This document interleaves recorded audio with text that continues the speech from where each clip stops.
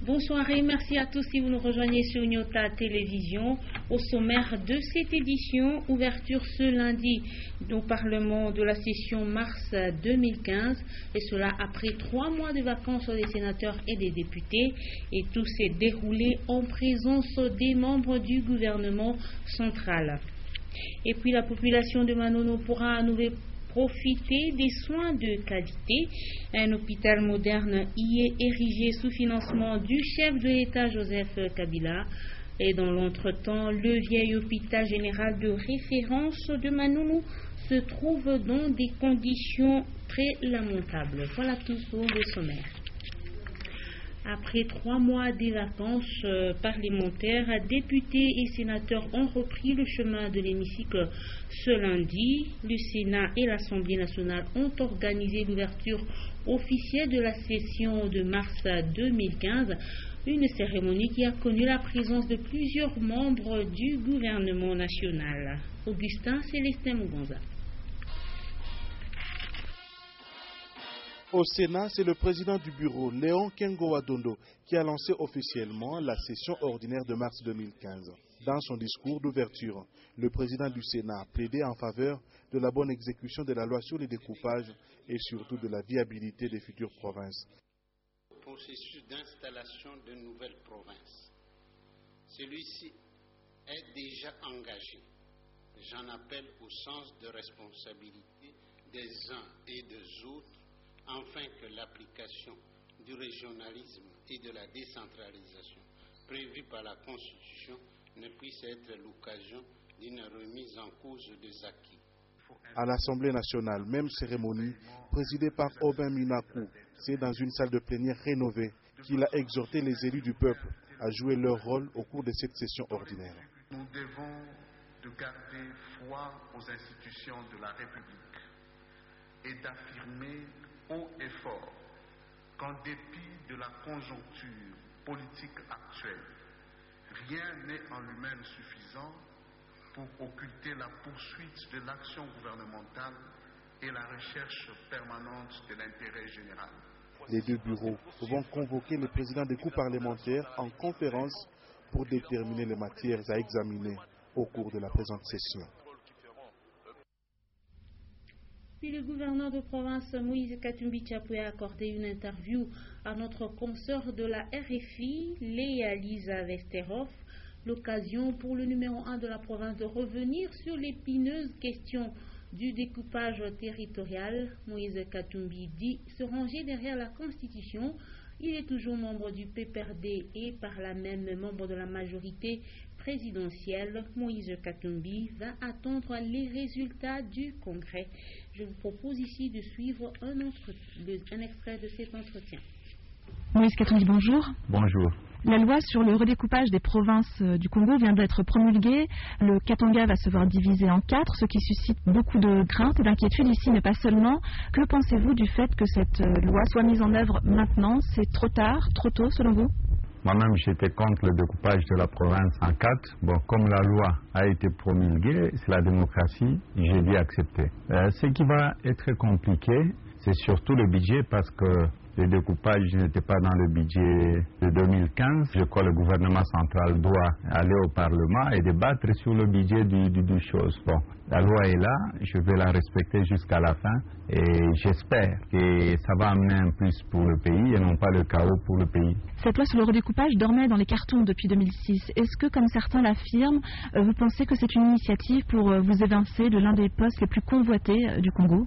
C'est tout à fait normal que c'est une jeune démocratie que les gens commencent aujourd'hui à dire non, c'est pour faire partir Moïse Katumbi. Bon, moi je ne crois pas que c'est ça. Il y a d'autres gouverneurs aussi. Vous savez, dans la vie, il faut savoir partir.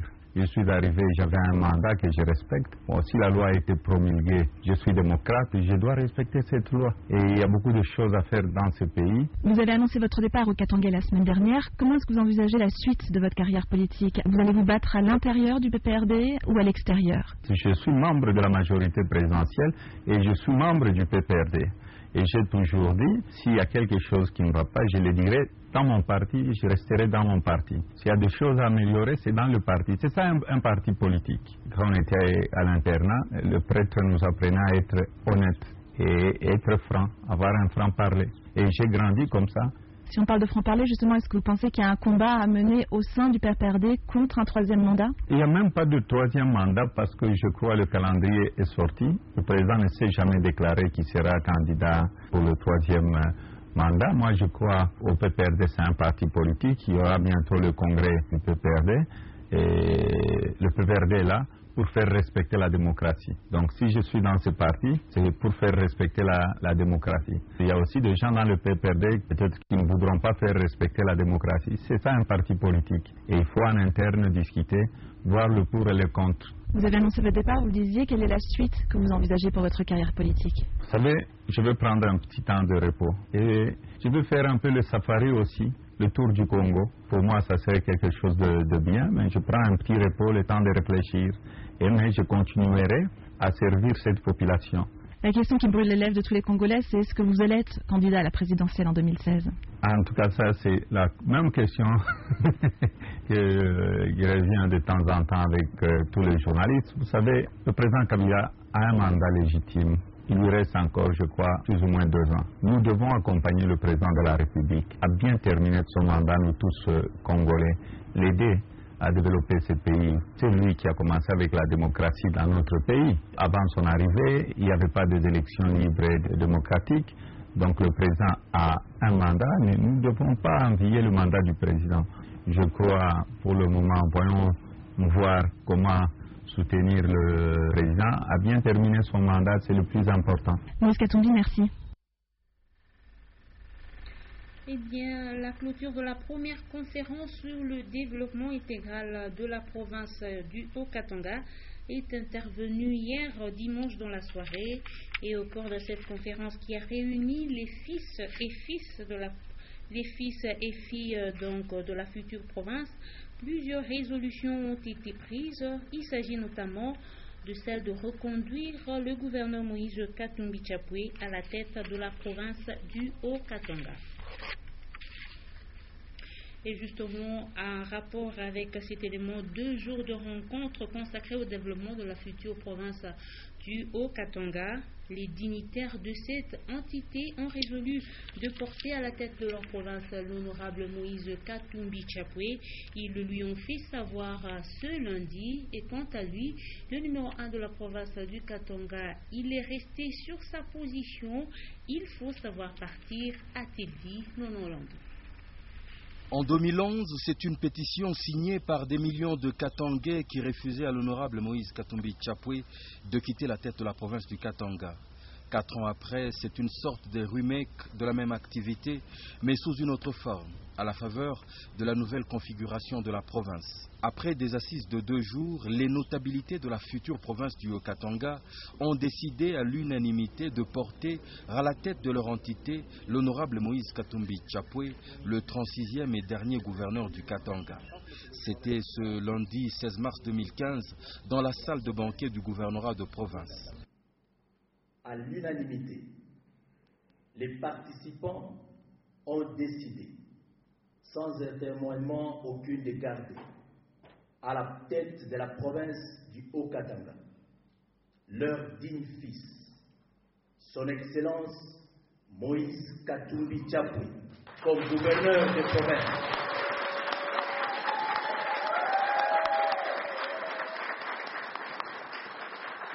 Car, dit-on, on ne change pas le meilleur buteur au cours d'une rencontre à risque. Touché par cette démarche, le gouverneur est cependant resté constant dans l'approche qu'il fait de son mandat politique et décline cette offre en argumentant. Tous de Katangais, merci beaucoup pour la confiance. Merci beaucoup à tous mes frères. Vous savez, dans la vie, il faudrait savoir partir. Je sais qu'on a fait un travail ensemble pour l'intérêt de la province du Katanga. Moi, je voudrais bien voir l'après Moïse continuer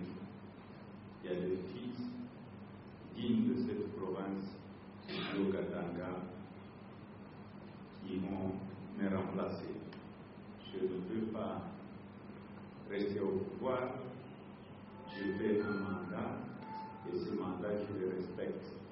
Une rencontre qui se clôture dans une ambiance familiale dans les jardins du gouvernorat de province où une photo de famille est prise avec un petit air d'au revoir.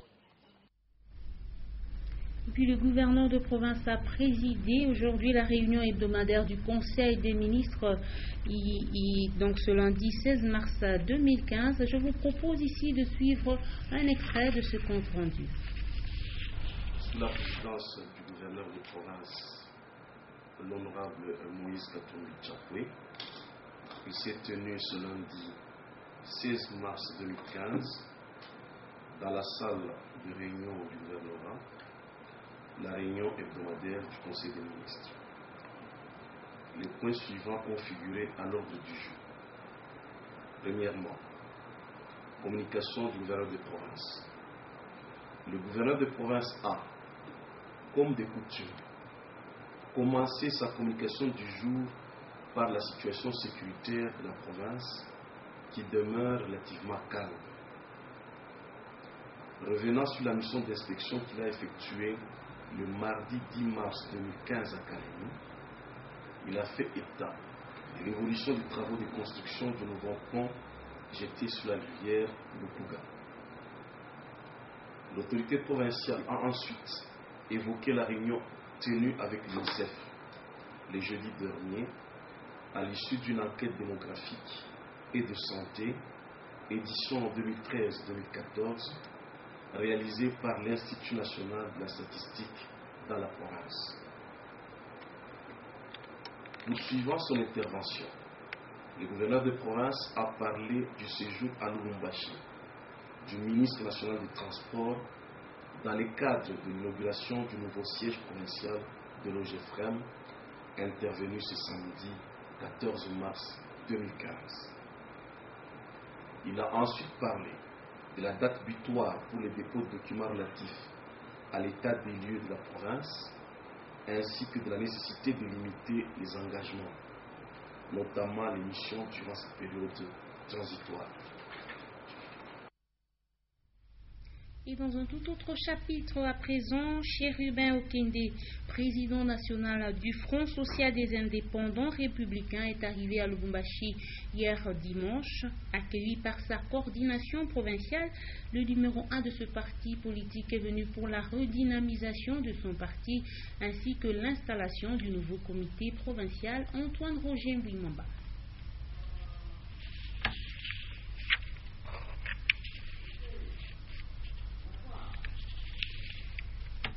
Je disais que Chérubin Okende, président national du Front social des indépendants républicains, est arrivé ici à Lubumbashi hier dimanche. Il a été accueilli par sa coordination provinciale et le numéro 1 de ce parti est venu redynamiser son parti provincial. Il sera également question de l'installation du nouveau comité. Antoine Roger Mbouimamba. Eh bien, nous allons passer à autre chose. Chaque 15 mars est déclarée Journée mondiale des droits des consommateurs et à cette occasion, la population qui constitue les consommateurs est appelée à dénoncer les faux produits se trouvant sur le marché et de son côté, le pouvoir public devrait renforcer les mesures de sécurité pour les consommateurs. Je voulais annoncer en titre, un hôpital moderne sera mis à la disposition des habitants de Manono dans les tout prochains jours. Cet hôpital d'une grande capacité est presque fini. Il ne reste plus que des travaux d'équipement. L'œuvre est du président de la République, Joseph Kabila Kabange. Mais dans l'entretemps, les habitants de Manono sont obligés de fréquenter le vieil hôpital général de référence qui, lui, manque de tout. Léon Magloire-Monga. D'ici peu, la population de Manono sera dotée d'un hôpital moderne et de grande capacité. L'œuvre est signée le président de la République, Joseph Kabila Kabange, pour les habitants de Manono. Et pour l'instant, l'ouvrage est presque terminé. Du bloc opératoire, en passant par les salles d'internement, la maternité, le laboratoire, la pédiatrie et même la morgue, tout est presque fin prêt, en attendant les équipements qui doivent y être installés incessamment. L'hôpital aura une capacité d'au moins 350 lits. En attendant, la population doit prendre son mal en patience avant l'inauguration du nouvel hôpital, car l'ancien hôpital général de référence de Manono, datant de l'époque coloniale, n'est plus viable, mais fonctionne tout de même. Salle d'opération non éclairée et dont les équipements vétustes ne sont plus opérationnels, pas d'électricité, pas de médicaments à la pharmacie, les salles d'internement le sont de nom, car les conditions d'hébergement laissent à désirer. Bref, tout tourne au ralenti dans ce vieux complexe hospitalier de Manono. Le docteur Yves Monga est le médecin directeur de cet hôpital. Notre unité est confrontée à beaucoup d'obstacles dans l'exercice de ces fonctions ici à l'hôpital. Nous avons difficile à entretenir la salubrité de cet hôpital suite à l'absence de points d'eau. Cela constitue un sérieux problème pour l'hygiène et la propriété de nos salles. Nous avons des problèmes par rapport à l'éclairage et à l'utilisation de l'énergie électrique. À noter en tout cas que dans le domaine de la santé, beaucoup de défis devront être relevés dans tout le territoire de Manono. Et puis en nouvelle, sachez que depuis peu, certains habitants du quartier Mounois dans la commune annexe assistent impuissamment à la disparition et au rétrécissement des avenues de leur contrée, malgré que les autorités locales ont été saisies au sujet de la spoliation des servitudes de l'État. La situation, elle, continue à se dégrader. Et puis on va parler de ce drame survenu à Katuba Kananga. Un jeune homme, la trentaine, révolu, serait tué par un policier.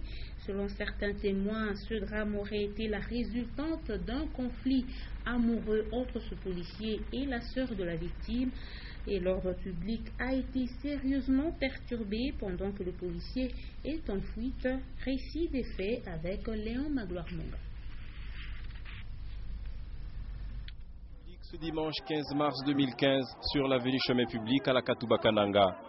À la base, un corps sans vie qui gisait à même le sol.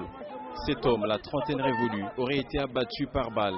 Et ce meurtre est attribué à un policier bien connu au quartier. Témoignage du frère de la victime. Usoda anaua ndugu wetu ni bwanake ya mloko wetu mwanamke. Ni bwanake ya mloko wetu mwanamke ababukale na bibi yake bien kunyumba. Bibi kunyumba na bana batoto complication kidogo kunyumba bibi anarudia kwabo. Ce policier qui a tué notre frère est bel et bien le mari de notre sœur. Après quelques problèmes survenus entre eux chez eux à la maison, notre sœur est rentrée chez nous. Et la famille a exigé à cette occasion au policier de verser la partie restante de la dot. Ne l'entendant pas de cette oreille, il était énervé et il a rencontré son beau-frère sur la route. Et sans hésiter, il a tiré sur lui à bout portant.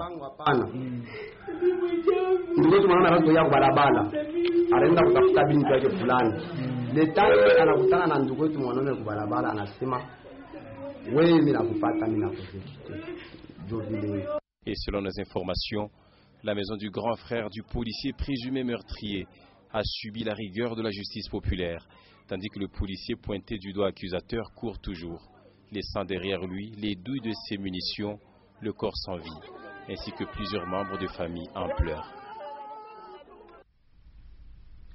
Le monde entier a célébré la journée internationale du scoutisme africain le 13 mars dernier. Cette fête s'est bien passée pour les scouts de Lubumbashi. Ces derniers ont bénéficié de l'archidiocèse de Lubumbashi l'autorisation d'organiser leurs activités au village Kakila. Et puis dans la rubrique Femmes sous les projecteurs, cette fois-ci, Linda Lukalu reçoit Madame Albertine Kabongo. Elle est administratrice du marché Eureka. Suivez.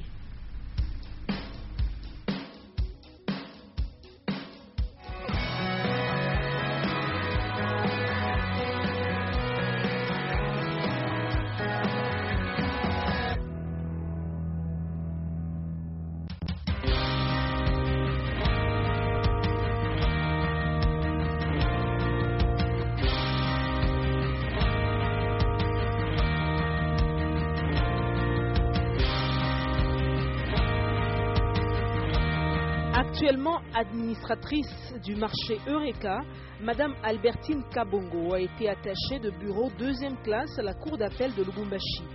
C'est en 1995 qu'elle décide d'être vendeuse de chaussures et sacs usagés après avoir passé près de 5 ans de chômage au foyer. Je suis partie de là pour chômage quelques années, les exigences du mariage. Après cela, je me suis retrouvé au marché Eureka depuis 1995 jusqu'à ce jour, comme membre du marché. Grâce aux fruits de son travail, elle a réalisé beaucoup de projets et posé des actes de bienfaisance à l'endroit des membres de sa famille et même des tierces. Et ce, malgré les difficultés.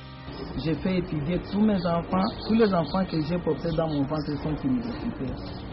Par les marchés. Je n'ai pas commencé comme administrateur, j'ai commencé comme vendeuse. Même maintenant, là, je suis vendeuse.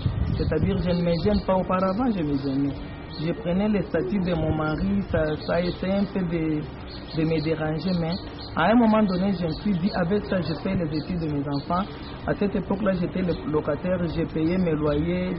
J'ai même compris que j'ai payé même mieux mes loyers par la vente des chaussures usagées. Le marché ECA, il y a sa spécialité, c'est les chaussures usagées, les sacs en main usagés, les ceintures, des fois aussi les capuchons.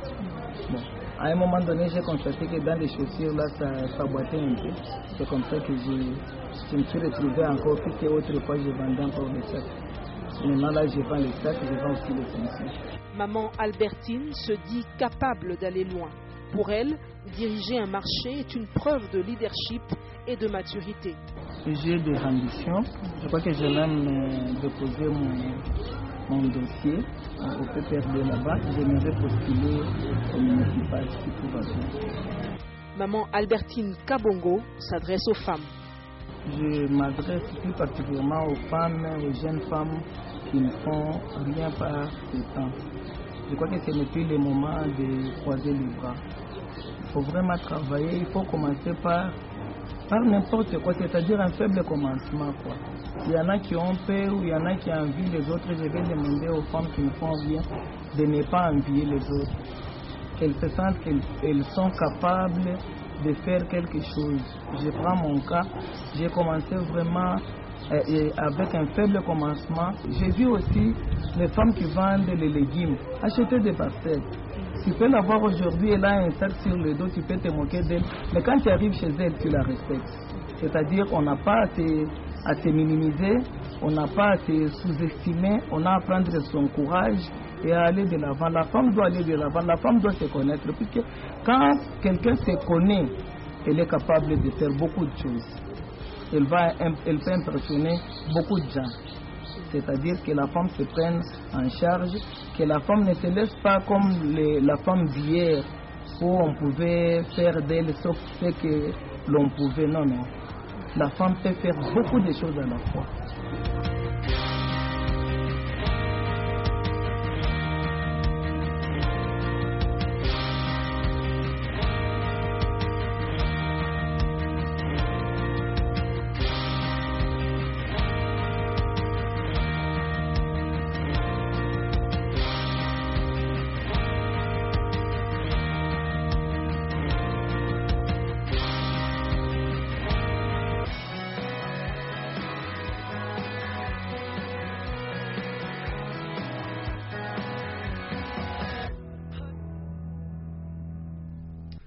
C'est la fin de ce journal, également la fin de l'actualité sur Nyota Télévision.